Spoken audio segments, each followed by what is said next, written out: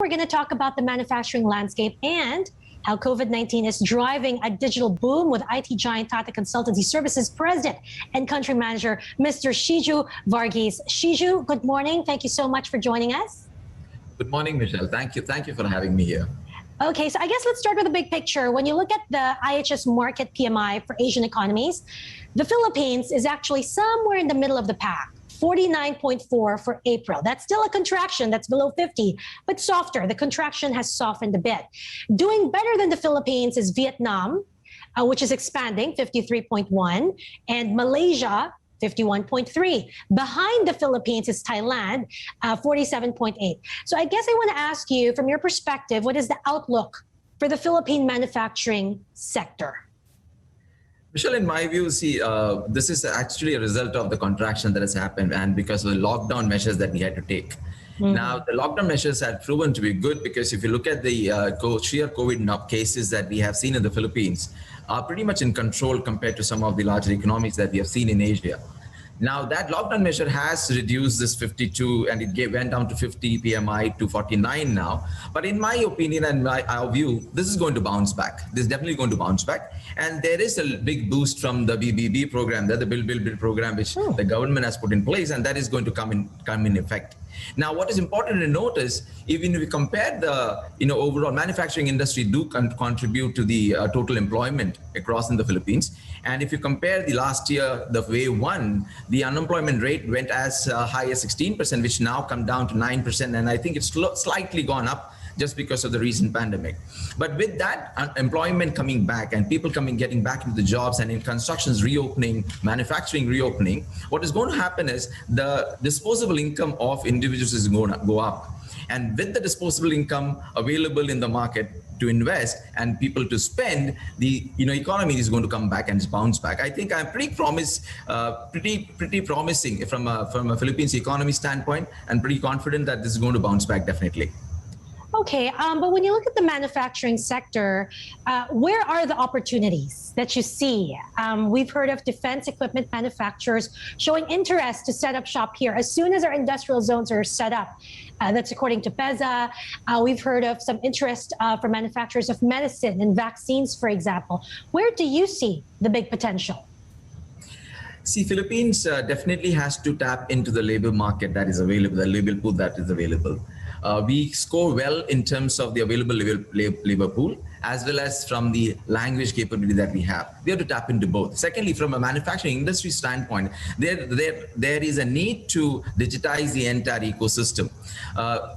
From an industry perspective, because of the digital economy that we are leading in, I don't think it is anymore we should look at from an industry vertical standpoint, but it is more of a cross-industry ecosystem, digital ecosystem that everyone is looking at. So if you look at the manufacturing, just to give you an example, we were in discussion with some of the manufacturers in this country wherein we were saying, when we have the freights that they use for the goods transportation for the manufacturing, from the plants to the drop points and various and so on and so forth.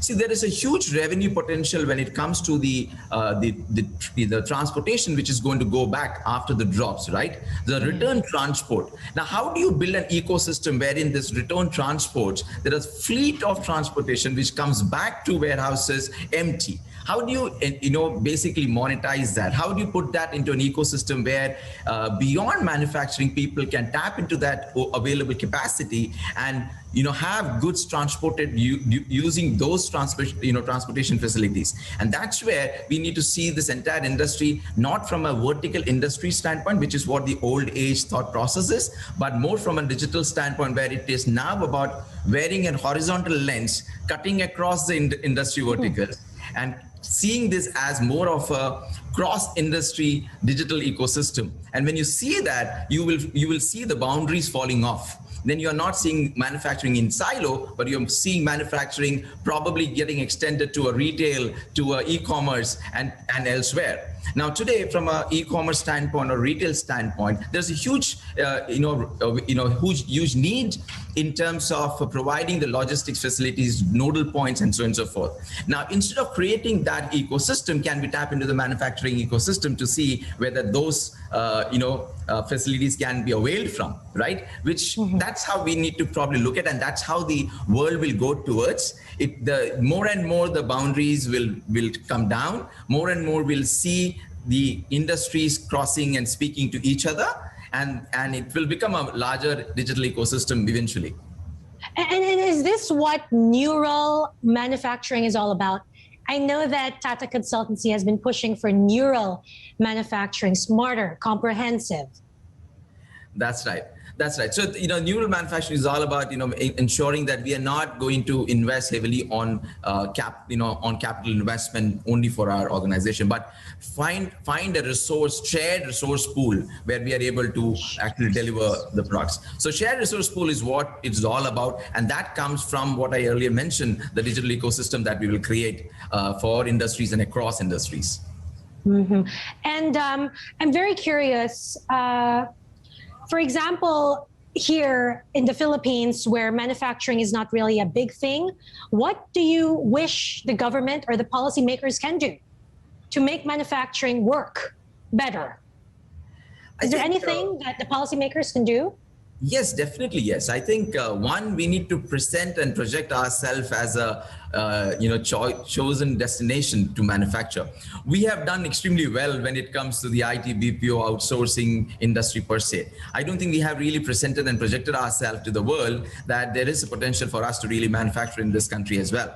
Once we start projecting it, we need to put up the infrastructure together. Now, let me put it this way. The Build program is all about laying down the infrastructure in place. Now, at back of that, can we now position ourselves as a destination to set up manufacturing hubs and units, because we are actually laying down the foundation for you to come in and then build.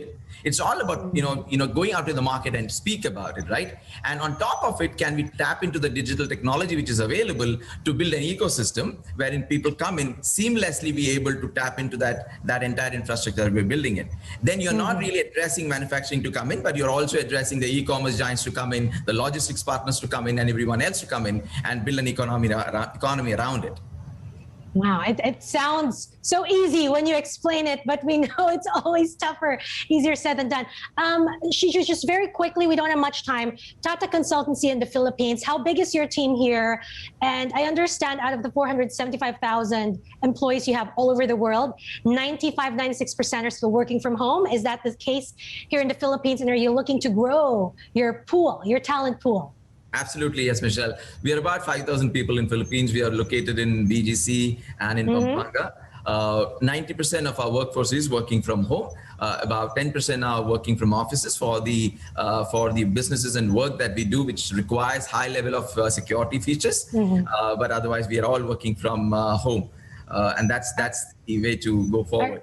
Are you looking to hire? I'm sure business is very good because a lot of these companies need you. To guide them through this shift. Are you on expansion mode right now? Absolutely, yes, Michelle. We are hiring, I think, at any given point in time, at least 500 people we are hiring, and we're going to grow. And we are looking at, expanding in the Philippines. We are here to stay for long. Okay, on that note, thank you very much, Shiju, for joining us this morning. Great to hear your insights.